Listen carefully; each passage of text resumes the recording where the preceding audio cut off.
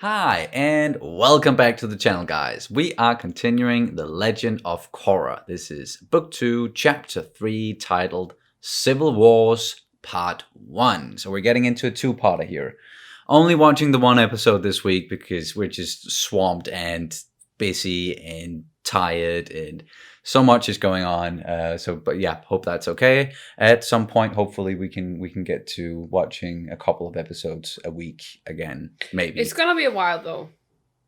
All right, yeah. But last time around, they were going to the South Pole to kind of open this spirit portal.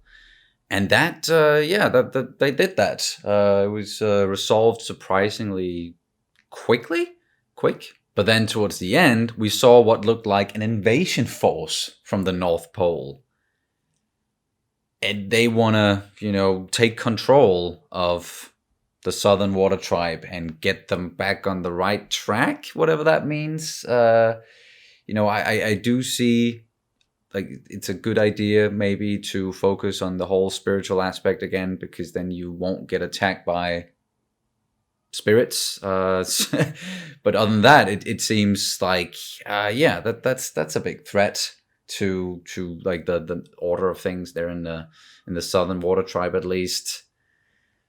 And then Korra didn't seem too happy about it either. It's just damn, what's going to happen with that? That might be, what the whole title is referring to with civil wars. Like, it's going to be a civil war between the Southern and Northern water tribes.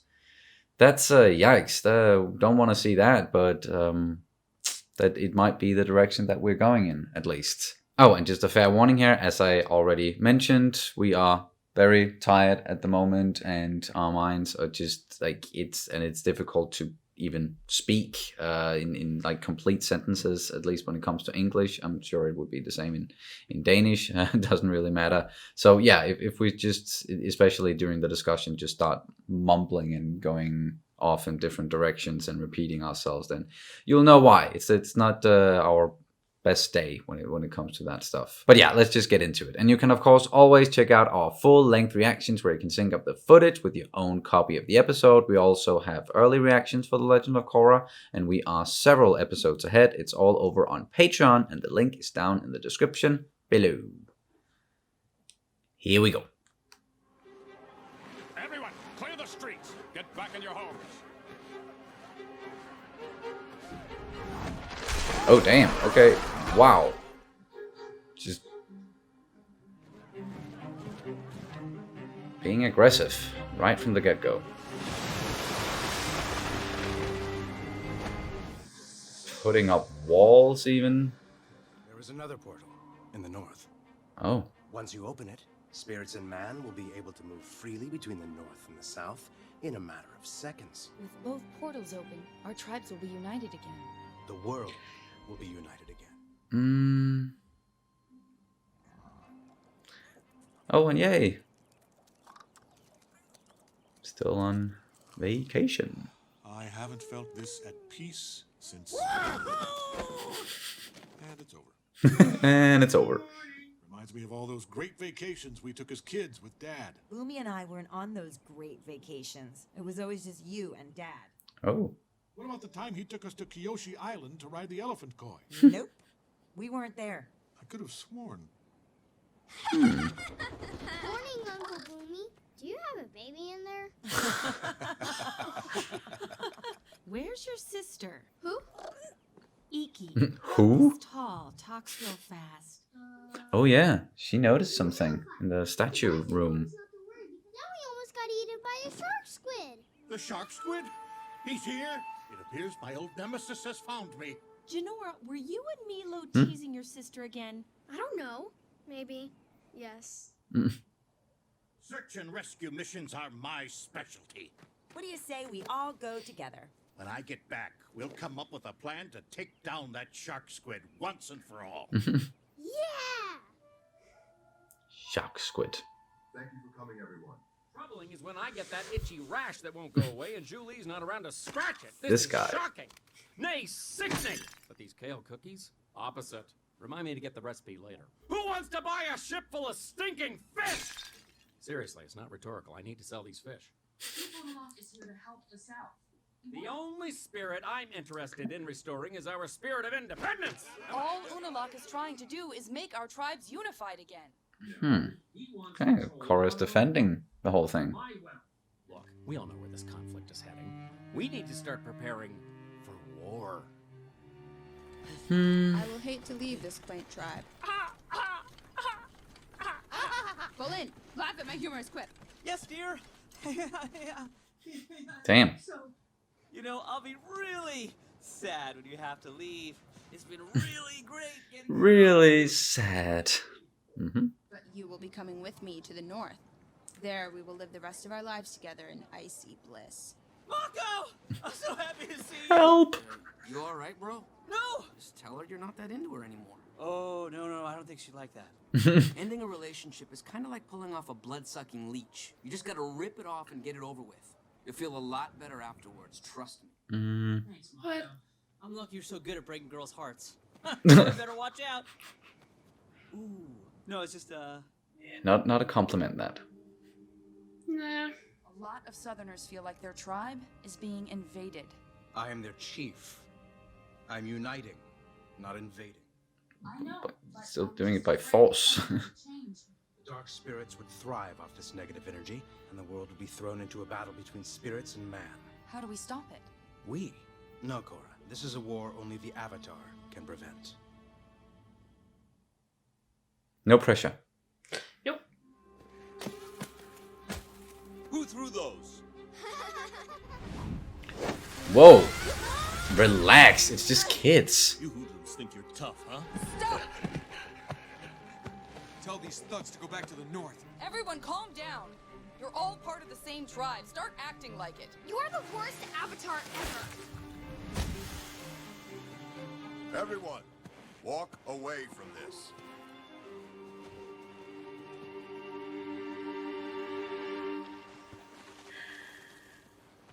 Korra, Yeah, things are not looking up. I'm guessing you've been so busy with your duty to Republic City that you forgot about your duty to your kids. Duty. You're right. I wish I could be as good a father as Dad was to us. Tenzin, your problem is you're exactly like Dad. He was so focused on saving the world and doing his duty, don't laugh, that he never had time for us. Dad was under a lot of pressure. He always had time for you, though. I hate the thought of, Aang not being a good father. He loved us all equally. How about you take a break from all this Avatar stuff and we go out for a quiet dinner? Just the two of us. Oh no. Isn't this fun, huh? Excuse us while we retrieve more sustenance. What happened to ripping off the leech? I tried! But anytime I bring up the subject, she threatens to freeze me in a block of ice and feed me to dolphin piranhas. So it was more like you tugged at the leech. Man. Oh. Do something, Avatar! Come on. No, follow me. This'll get us down 50 times faster. But it's risky. If I can do it, it should be no problem for a couple of benders. Fine.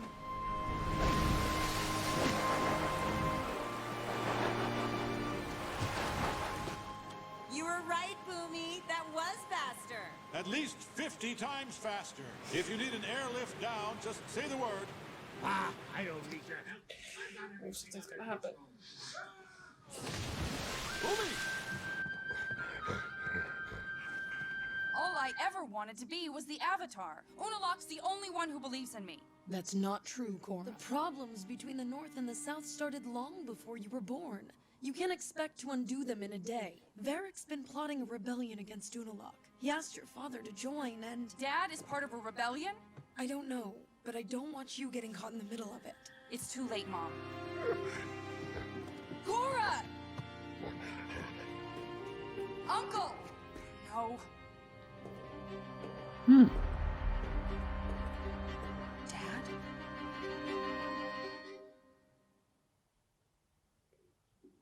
We can still avoid a war. No, we can't. Really want to pick a fight?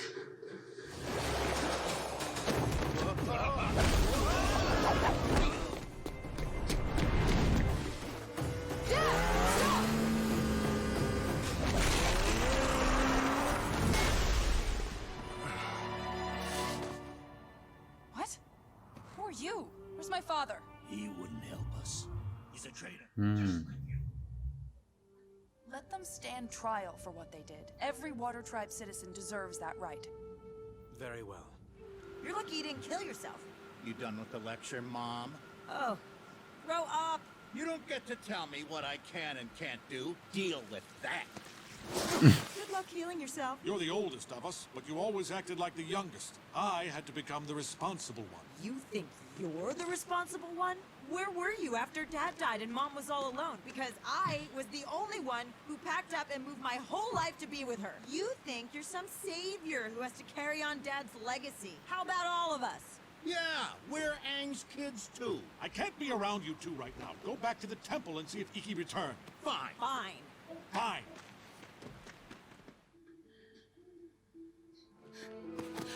I'm so glad you weren't there. I don't know what I would have done. I had no idea how far Varric was willing to go. I'm sorry for thinking you had anything to do with the rebels. I'm the one who should apologize. After I saw the Southern Lights return, I was so proud of you. We knew one day the world would need you, and you wouldn't need us anymore. Mom, Dad, of course I still need you. Oh. Tonrock, Senna, you are under arrest and will stand trial. Wait, what? Trial? For what? For conspiring to assassinate me. What? What? Why that? What? Okay. Seems like he's just using it as an excuse now. To... Yeah, this is complicated, man. Alright, that was chapter 3. Civil Wars Part 1. And it's not a full-blown civil war just yet. Even though some of them attacked Unalaq and tried to kidnap him, and thankfully it wasn't Korra's father. I thought it was as well, and she was going to go up against her own father, and that's that was about to develop into a shit show, or it still is. And then we got the thing towards the end where they're still gonna stand trial, even though they didn't do it. And I don't know what sort of evidence Unalaq has against them. Oh shit! And it is hard, to really get a good grip on Unalaq. Because some of the stuff he says, yeah, it makes sense, and you get why Korra is supporting him in some ways, but it's just one thing is what he's saying, and another thing is what he's doing. And what he's doing, and what his troops are doing, his navy is forcefully taking control over the South Pole, where that seems like a weird approach if you are just promoting peace and unity. So yeah, what the fuck, man? It's I still get the whole we need to focus on the spiritual side of things, because that is going to help us all in the long run, the entire world. But it is complicated. It really is. It's a lot more grays in this series compared to The Last Airbender. And you guys have been warning us about that many times, and it is quite apparent in this one. And even with the other stuff that we were following with Tenzin and his siblings, that's also, it's not easy thinking about, Aang might not have been a good father, and the responsibility, because yes, in a way Tenzin is right that he's the only one who can really carry on the Airbender legacy, because not many they're the only Airbenders, the last Airbenders.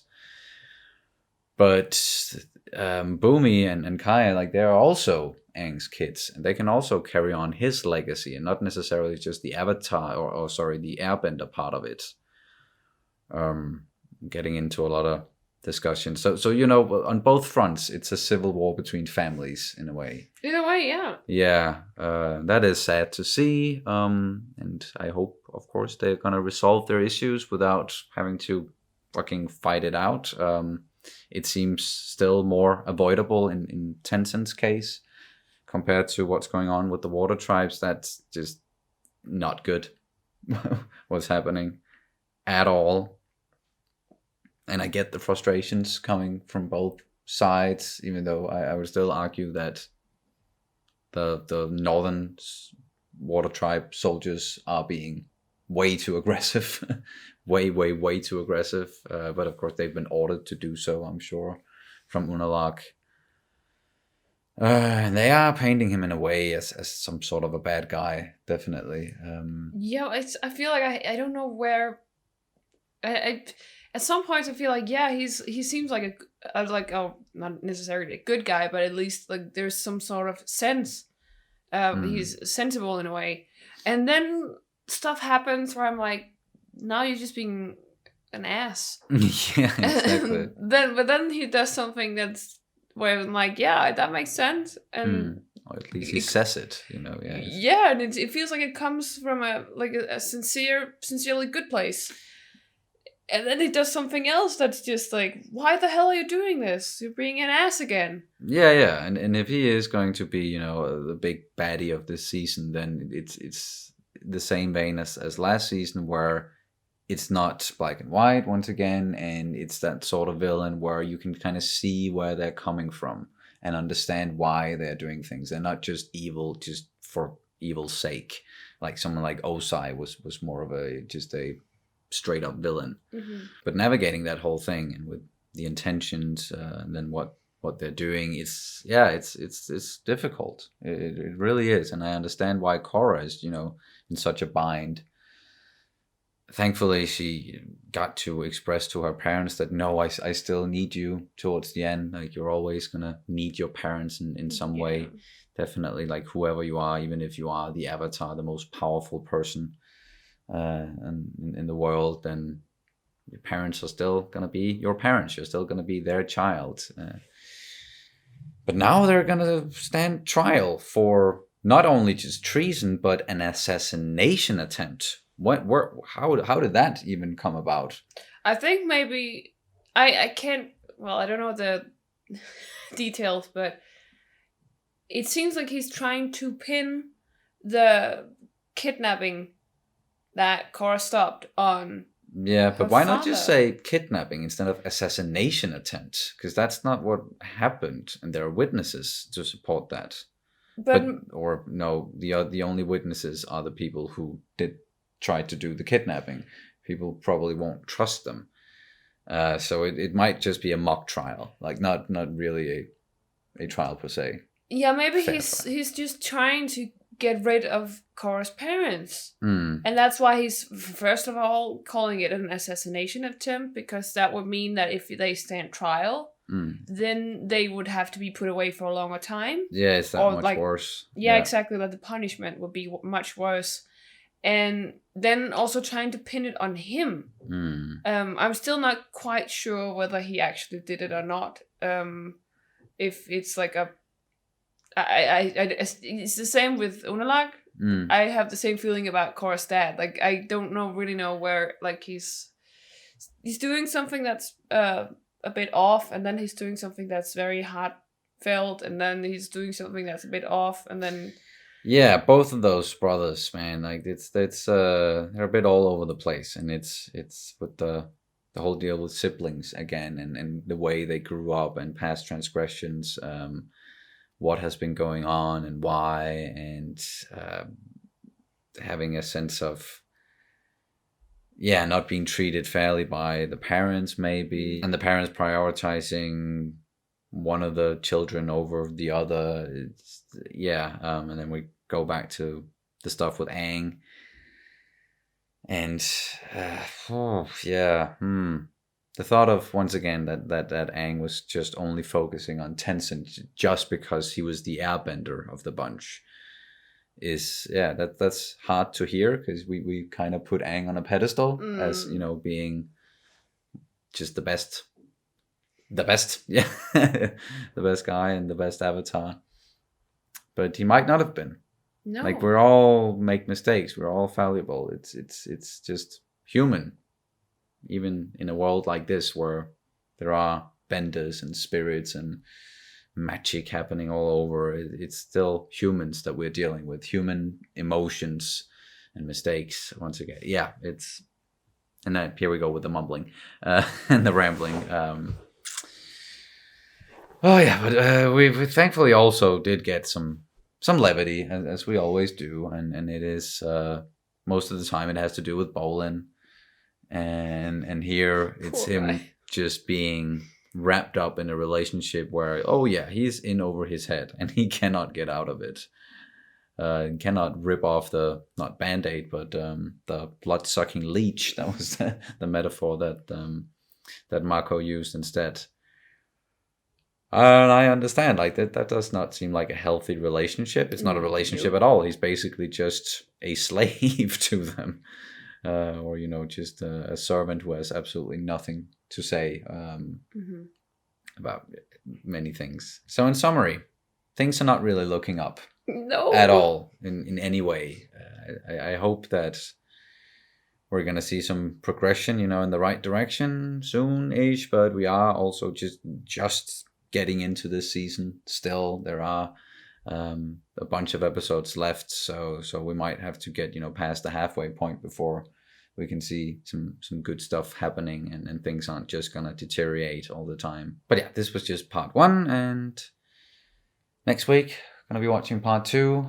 Do you have anything you want to add to this one? Yeah, just very quickly that we were not really sure about Kaya, whether she was a non-bender or if she was. Oh yeah, that's right. Yeah. And that was confirmed that she is a bender. She's not an airbender. She is a waterbender. Yeah. So she got it from Katara, and of course Tenzin with Aang, and then we kind of got just Boomy, who is in the middle. Or well, he's not the middle child, but he's actually the oldest one, the non-bender of the bunch. So he's kind of like Sokka. Yeah, and he's always had something, tried to live up to and tried to prove that yes, I'm still useful even though I'm a non-bender. So yeah, the Sokka comparison is pretty spot on there. And especially, I can't help but think if you have a kid like Boomy, that is the non-special one. Why not as Aang? Why, or just like as a parent, why not be a little more focused on making him happy, or confident in himself, and trying to explain like this is okay, and maybe focusing a little bit more on making him feel better about himself than trying to just focusing on, for example, Tenzin. Because he's the most special one of them. Yeah. And one could argue that like they should have learned that, in the past with just bringing up Sokka again, because he was going through a lot of that he didn't really feel useful. Mm-hmm.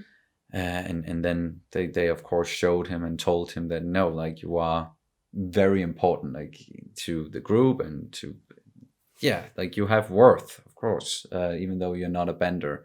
So I would say they should have been mindful of that when it comes to Boomy, but we don't know. Like we haven't gotten Aang's side, we haven't gotten Katara's side of this. It's just the kids talking, even though like they're not kids anymore, but they kids, surely act like they're kids. They act like it.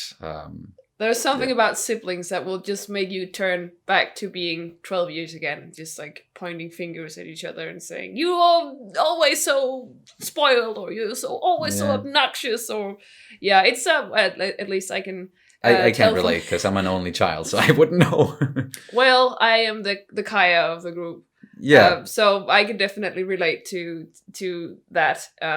Suddenly going back to your childhood years. And the sibling rivalry and stuff like that. Yeah, okay. Then you revert straight back to that, and at some point you then realize, oh God, we're adults now. We have to adults act like it. Yeah. But that's gonna do it for this reaction and review of The Legend of Korra, Book 2, Chapter 3, Civil Wars, Part 1. Thank you guys so much for watching, and we'll see you very soon. Bye. Bye.